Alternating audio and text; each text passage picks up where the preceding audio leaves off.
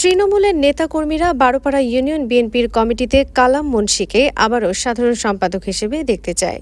Report মেহেদী হাসান।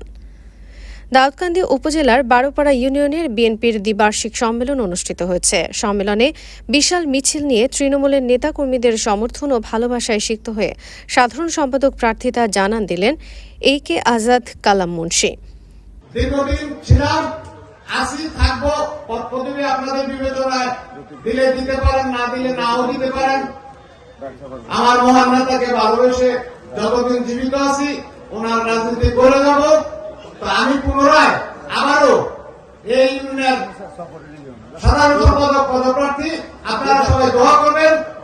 আর নেতৃবৃন্দের কাছে আমার আহ্বান থাকবে, আমার নেতা যেহেতু এখনো জীবিত আছে, আপনারা যদি কাউন্সিলে না যান, পরামর্শ ক্রমে করেন, আমার নেতাকে অবশ্যই বিষয়টা অবহিত করবেন।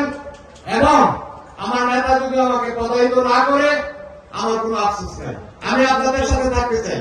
দাউদকান্দি উপজেলার বারোপাড়া ইউনিয়ন প্রবীণ রাজনীতিবিদ, সমাজসেবক, দলের নেতাকর্মী ছাড়াও ইউনিয়নের সাধারণ মানুষের সাথে রয়েছে তার নিবিড় ও গভীর সম্পর্ক। বারোপাড়া ইউনিয়ন বিএনপির বিগত অনেক দিনের সাধারণ সম্পাদক, বর্তমান আহ্বায়ক কমিটির সিনিয়র যুগ্ম আহ্বায়ক তিনি। বিএনপির স্থায়ী কমিটির অন্যতম সিনিয়র সদস্য, সাবেক 3 বারের সফল মন্ত্রী ডক্টর খন্দকার মোশাররফ হোসেন স্যারের স্নেহের কর্মী এবং বিএনপির কেন্দ্রীয় কার্যনির্বাহী কমিটির সদস্য, সুপ্রিম কোর্টের আইনজীবী ডক্টর খন্দকার মারুফ হোসেন সাহেবের আস্থাভাজন কর্মী AK আজাদ কালাম মুন্সি। বারোপাড়া ইউনিয়ন বহু আলোচিত বিএনপির দ্বিবার্ষিক সম্মেলন অনুষ্ঠিত হয়ে গেল। এ সম্মেলনে কালাম মুন্সিকে বারোপাড়া ইউনিয়নের তৃণমূলের নেতাকর্মীরা পুনরায় দলের স্বার্থে দলকে সুসংগঠিত করতে সাধারণ সম্পাদক হিসেবে দেখতে চায়। বারোপাড়া ইউনিয়নের 9টি ওয়ার্ডে তৃণমূলের বেশ কয়েকজন নেতাকর্মীদের সাথে কথা হলে তারা বলেন, বারোপাড়া ইউনিয়ন বিএনপির সম্মেলন নেতৃবৃন্দ কালাম মুন্সির মতো যোগ্য ব্যক্তিকে চিনতে ভুল করবেন না। এ সময় সাধারণ সম্পাদক পদে যে কয়েকজন প্রার্থী রয়েছে তাদের মধ্যে কালাম মুন্সি হলেন সকলের চেয়ে অভিজ্ঞ, সচেতন রাজনীতিবিদ ও কর্মী বান্ধব। তার মতো ব্যক্তি যদি বারোপাড়া ইউনিয়নের বিএনপির হাল ধরেন, তার পক্ষেই সম্ভব দলকে চাঙ্গা করা। তৃণমূল নেতাকর্মীরা মনে করেন, বারোপাড়া ইউনিয়ন সম্মেলনের পর কমিটি গঠন যদি ভোটের মাধ্যমে হয়, তাহলে কালাম মুন্সি বিপুল ভোটে নির্বাচিত হবে। বারোপাড়া ইউনিয়নের সচেতন কয়েকজন বিএনপির নেতারা বলেন, আওয়ামী লীগের সরকারের 16 বছরে বিএনপির অনেক নেতারা ছিলেন আত্মগোপনে। অনেকে ভয়ে বাড়িতে আসতে পারেনি। এখন দলের সুদিনে অনেকেই দলের হাল ধরতে চান, কিন্তু কালাম মুন্সি 16 বছরেই ছিল, এলাকায় নিয়েছেন কর্মীদের খোঁজখবর।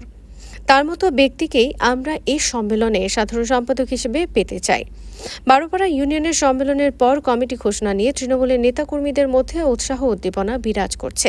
অনেকেই সভাপতি, সাধারণ সম্পাদক পদে প্রার্থী হচ্ছেন, বিলবোর্ড, ফেস্টুন চালিয়ে প্রচারণা চালাচ্ছেন, সম্মেলনের প্রার্থিতা ঘোষণা করেছেন।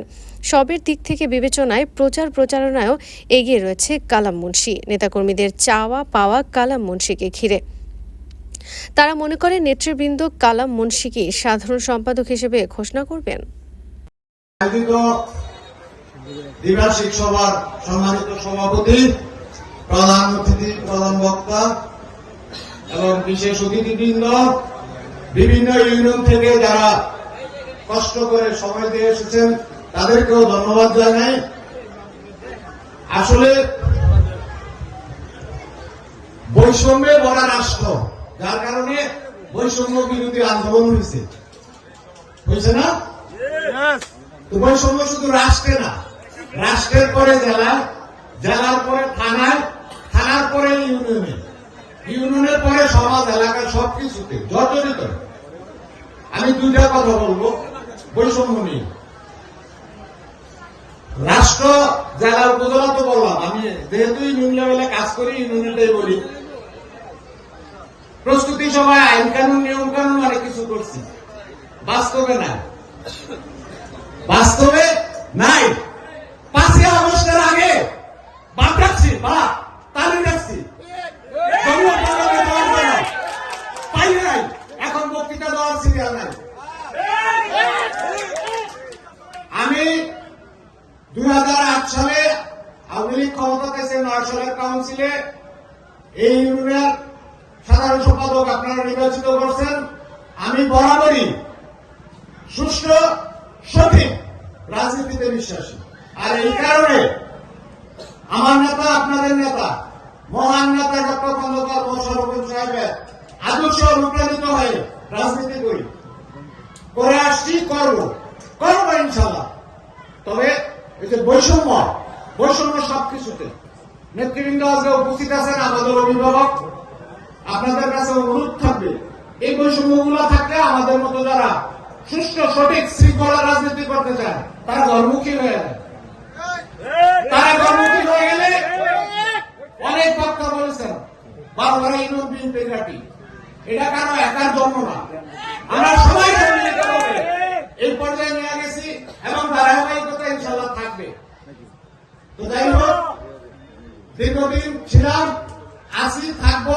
পদ পদবি আপনাদের বিবেচনায় দিলে দিতে পারেন, না দিলে নাও দিতে পারেন।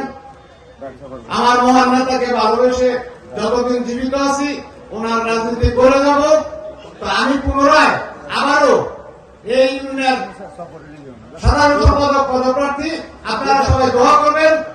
আর নেতৃবৃন্দের কাছে আমার আহ্বান থাকবে, আমার নেতা যেহেতু এখনো জীবিত আছে, আপনারা যদি কাউন্সিলে না যান, পরামর্শ ক্রমে করেন, আমার নেতাকে অবশ্যই বিষয়টা অবহিত করবেন।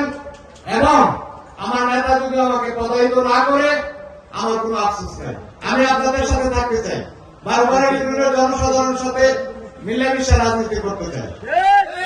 এই শর্ট এটাই বৈষম্য, এগুলো যেন সামনের দিকে না থাকে। সকলকে ধন্যবাদ। আসসালামু আলাইকুম।